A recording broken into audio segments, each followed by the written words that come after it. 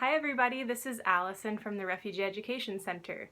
This video is particularly going to be helpful for becoming an online tutor with the Refugee Education Center. So we are hoping that this video will help anyone who is a trained volunteer with the Refugee Education Center who wants to help out our students who are currently at home and helping them as we would at our center doing tutoring, but instead we're doing it from remote locations. We know that this is a bit of a tricky process, and so we want to give you as many tips and tools to do this as possible. I will be pairing you up with a student or a group of students from a household, and you will be working with them for a minimum of 1 hour once a week. And during that time, we will be doing, it'll be a voice call, so you'll be seeing their face, they'll be seeing yours, there'll be audio, and so just to work out some of those kinks, I have a few tips for you to follow as you are an online tutor with our students. So the first thing that I created is just a list of materials that you would need that could help your tutoring online. There's lots of different sites that do tutoring online. I don't know if you've ever heard of VIP Kids, and there's lots of different materials that you can use, but I just want to keep it really basic and not overwhelm you. So these are the different things that are super basic that you can use for a tutoring session over video and audio online. The first is a notepad. You can use something like this where you've pre-written some prompts or something that is really visible. I suggest using markers just so that you can see it a lot clearer on a screen than a pencil or a pen. If you have one, I would suggest using a whiteboard if you're going to be doing any writing or showing your students certain words or problems in math. So if you have a small whiteboard about this size and some whiteboard markers, you can use that. If you don't have a whiteboard, you can also use a piece of paper inside a slip cover and put that on a hard surface, and you can use that as well. You can write on it over top and erase it multiple times. But also a notebook just like this would work fine as well. Then I would suggest having some flashcard material, so any kind of small note cards or flashcards that you can use, even pieces of paper, pretty simple. Try to use ones that are a bit sturdier. And any kind of visuals that you want in your lesson ahead of time. So maybe make sure that you either print out visuals ahead of time or have something tactile with you. If you're going to talk about markers, have some markers to show the student what you're talking about. And then also have a book or any kind of reading material that you're going to be sharing with the student. Have that with you, either in the copy in front of you or an online source. So you may be wondering, you know, I'm not prepared to do this and I'm used to having the materials at the Refugee Center to fall back on. So I want to give you guys, I've been working on our live binder. So these are just some resources to start off with, and I'll be adding to this. So Live Binder, I'll be putting a link below in the description here, and then I'll also be sending it out in an email to you guys. So it'll be a link where you can see different materials that I have kind of organized in this Live Binder. It'll be a public thing, you can access it, and what it'll do is there's different tabs. Under the Live Binder, you click on the tab, say for example, vocab flashcards, and under that tab there's a website. You can link to that website, go to it, and under there pick any kind of flashcards that you want to use for vocab. So maybe if you want to do an animal flashcard review, you can go under there, find the animal flashcards, and then print them out at home.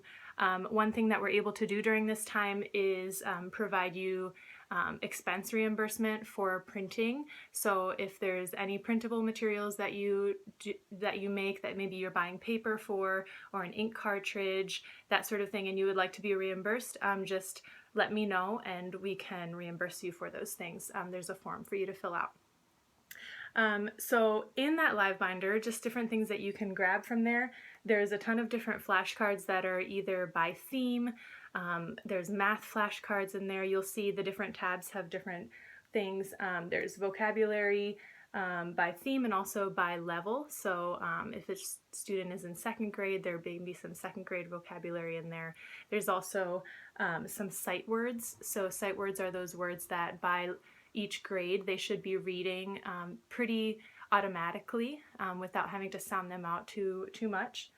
Math flashcards, as I mentioned. Also Kahoot. I put a link for Kahoot in there. I introduced this earlier in the year if you were a tutor with us at the center. If you go to the website Kahoot and put in the password and username rec2020, you can get the list of Kahoot games that are in there, and you can have your student go on it from their side, enter in the link name that you give them, and then they should be able to play with you. So that's one way that they can access that technology on their side.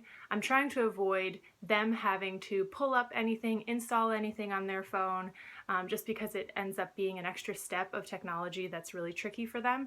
So we're trying to minimize that as much as possible, make it as interactive from your end as possible without requiring too much of them.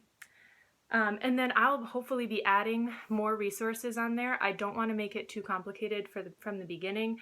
Just want to give you an easy platform to go grab what you need, print it out, or even copy it.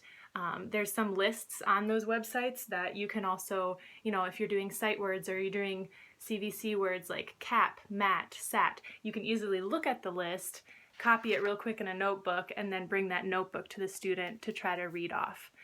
You can also have them bring materials to the session, say, okay, before we start, make sure that you have a paper and pencil in front of you or some markers, and we'll also be sending out a list of materials for the students to have ready so that you can work with them and they have something on their end to work with.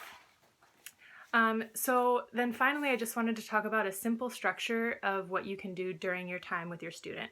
So when you first get online with them, just greet them.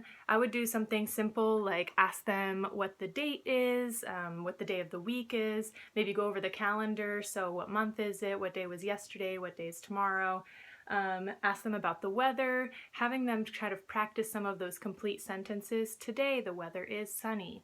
That sort of thing, or even feelings. So how are you feeling today? Are you feeling happy? Are you feeling sad? You could even draw some emojis on your page and have them talk about them. You can point to them and they can give you a thumbs up or medium or down depending on what they're feeling. So just kind of an intro. The second thing that could be kind of fun to help loosen things up is you do just some simple stretches with them right at the beginning, or a little exercise. You can put on some music, they can put on some music, you can kind of dance around just to get some of that energy out before you get started. With some of your kids, that might not be necessary, or it might feel super awkward. That's okay, you can start getting right into the work. But we always know that a little bit of sugar to the brain does help with concentration. After that, I would say try to focus on some English with them, just like you would if you were sitting down at a regular tutoring session with them. Focus on English, doing some flashcards, doing some grammar work, some phonics, whatever that student needs. Math, the same, doing some flashcards with them. Anything that's visual, that's in front of the screen, that's interactive would be great. And then you can always end in a game. You can do something like you both have a bingo board in front of you and fill it out. You can do an I Spy type of game. You can just get creative with the types of games that you can do together. And then you finish and sign off after that. So this, we're hoping, won't take more than an hour of your time with a student. If you're sitting with 2 students, it may take a little bit longer depending on how things go. But we're working through it, and we hope that we can get feedback on our end from you guys of how it's going so that we can improve and give more tips and more resources along the way. All right, hopefully this video has been a little bit helpful in your journey of beginning to be an online tutor with us. I'll be sending more things your way and look forward to working with you. Bye!